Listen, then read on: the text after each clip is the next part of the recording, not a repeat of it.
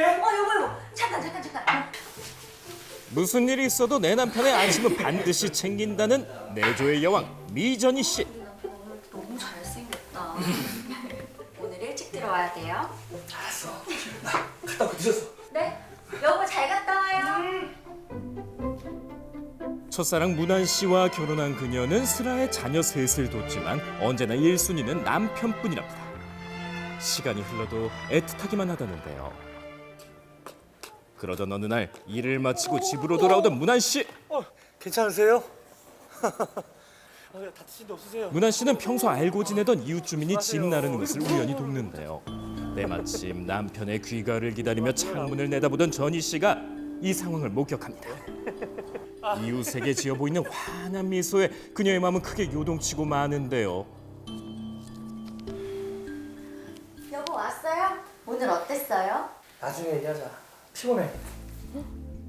전희 씨는 남편이 바쁜 일을 핑계 삼아 퇴근 시간이 점점 늦어지고 짜증 또한 늘었다고 느낍니다. 임소원이 달라진 문한 씨의 태도에 외도를 의심하며 불안은 점점 커져가는데요. 결혼 12년 차 된 부부인데요. 이 부인이 남편을 너무너무 사랑합니다. 남편 바라기. 또 한편으로는 남편을 너무너무 의심해요. 그런 두 가지 모순된 감정을 갖고 있습니다. 한결같이 남편을 믿어온 전희 씨는 밀려드는 배신감을 드러내지 않고 은밀히 증거 수집에 나서는데요. 핸드폰은 물론 이메일까지 확인하며 문한 씨의 일거수일투족을 감시합니다. 하지만 외도의 결정적인 증거는 잡을 수 없었고 깊어진 의심은 집착으로 변하는데요. 여보. 8906 이 번호 누군지 말해요. 그리고 9766 1404 이 번호도 다 누군지 말해봐요. 다 거래처 사람들이잖아. 당신 지금 그렇게 당당하면은 나랑 같이 CCTV 확인하러 가요.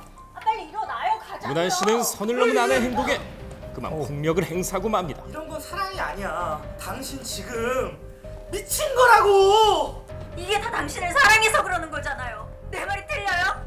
사랑하는 게 죄는 아니잖아요. 결국 남편이 아이 셋을 양육하기로 하며 협의 이혼하게 된 부부. 그런데 한 달 만에 다시 재결합을 하게 됩니다. 한 달 만에요? 이유가 그럼 뭔가요? 어린 자녀 3명을 남편인 남자가 혼자 키우기가 너무 역부족이었기 때문입니다.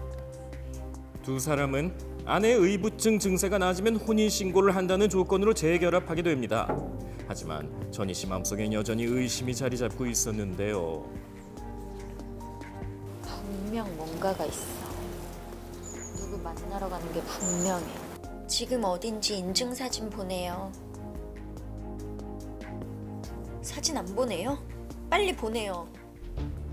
재결합 5개월 만에 이 부부의 결혼 생활은 또다시 흔들리게 됩니다. 어느 늦은 새벽 정적을 깬 건 문한 씨를 찾는 연락 한 통. 문한 씨는 문자 내용을 확인하고 당혹스러운 표정을 감추지 못합니다. 그리곤 아내가 자는 중인지 확인한 후 숨소리조차 내지 않고 살금살금 그 어느 때보다 조심스럽게 집을 나섭니다. 야심한 시각 아내 몰래 그가 향한 곳에 죄송합니다. 제가 좀 늦었죠. 왜 이렇게 늦으셨어요?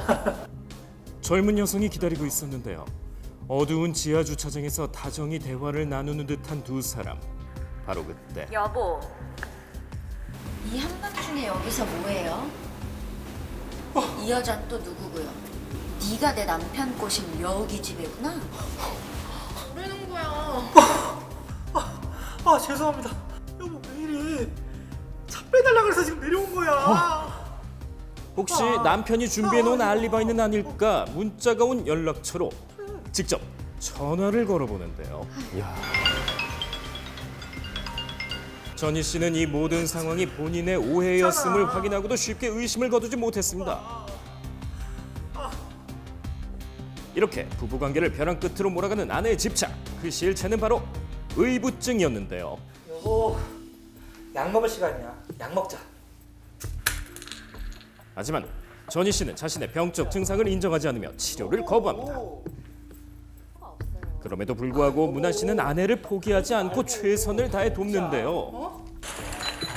그러던 중 사업상 필요한 서류를 떼러 동사무소를 찾은 문한 씨. 그런데 예상치 못한 사실을 맞닥뜨립니다. 바로 자신도 모르는 사이에 혼인 신고가 되어 있었던 건데요. 여보 왔어요? 이거 뭐야? 혼인신고할 거면 적어도 나한테 말을 했어야지. 아니 며칠 전에 당신 지갑에 주민등록증 있길래 그거 가지고 혼인신고했어요. 왜요? 혼인신고라도 하면 안 될 이유가 있어요? 있구나. 또 시작이네 시작이야.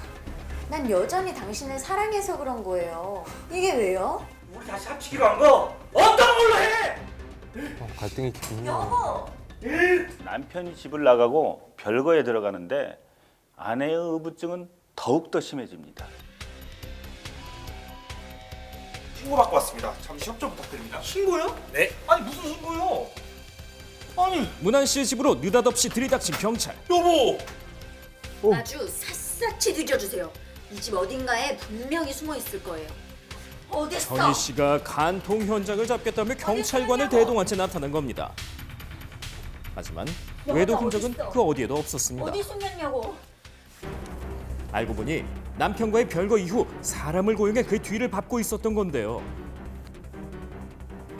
문한 씨는 올가미 같은 이 생활에서 벗어나기 위해 또다시 부부의 연을 끊기로 결심합니다. 내 민증 훔쳐다가 혼인신고한 거 사문서 위조한 건 아니야?